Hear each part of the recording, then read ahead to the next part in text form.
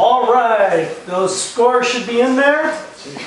And please help me welcome to the stage, Shane E. Cho. Shane.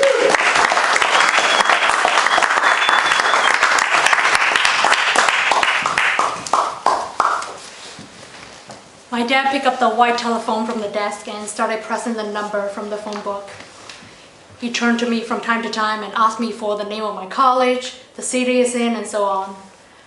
After he hung up, he gave me this big victory smile and said, "You all set? Appan's gonna pick you up from the airport and drive you to your college when you get to America." He's done his job. He put away the phone book. My dad's phone book is this ordinary looking thing, 2 by 4 inches, yay big. The cover is something awful, like dark brown. I think he even got it as a wedding favor for free, but it's one of the most valuable things he owned. Once you open it, there's magic inside. Pages and pages of people with names I couldn't even pronounce, numbers and addresses from places I've never even heard of. Every time my family go on a road trip, he will call these people and arrange for us to meet with them, not only in the destination, but also in the city along the way. And he's our connection guy. He takes that role very seriously. After every time he called these people, he put away the phone book because he's done his job. When I decided to come study abroad in America, he was completely against it. We had a standoff where we didn't talk to each other for like a week. Eventually, he realized that his daughter is just as stubborn as he is, so he gave me his blessing and started to work. He called these people, so when I got to America, I have his people coming to meet me, take me shopping, lend me money when I needed it. Over time, I started making my own friends, and some of them invited me over to their family during breaks.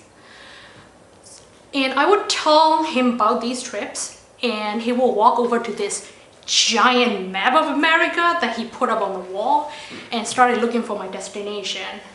His finger would swim across the map like a shark hunting down the blood of his prey. When he finds them, he will give me the name and number of these people to call, and after I came back, he will say, "Well, did you reach out to them?"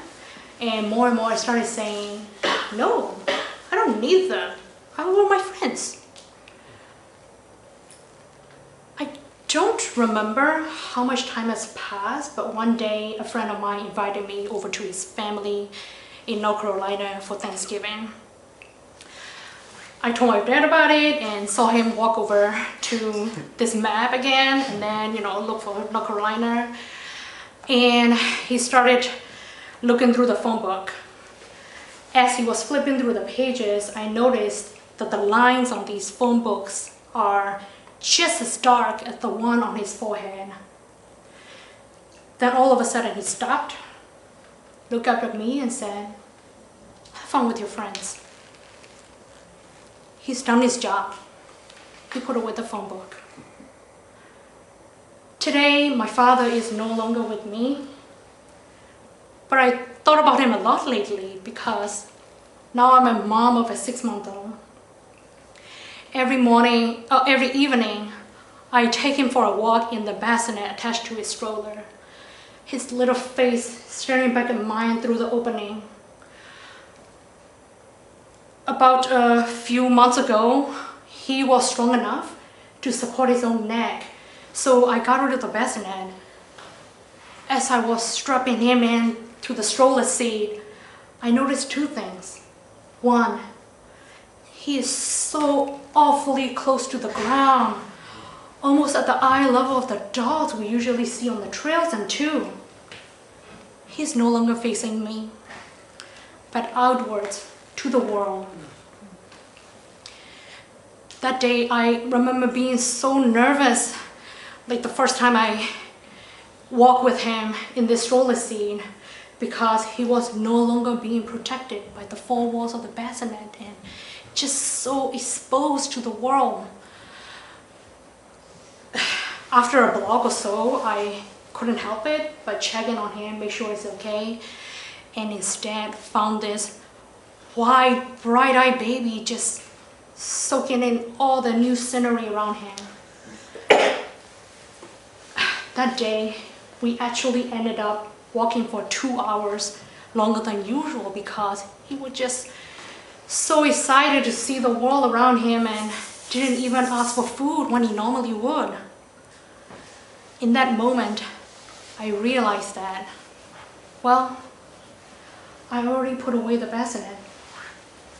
One day, he will be strong enough to walk and don't even need the stroller anymore. When that day comes, I will proudly put away the stroller, just as my father did the phone book, because I would have done my job.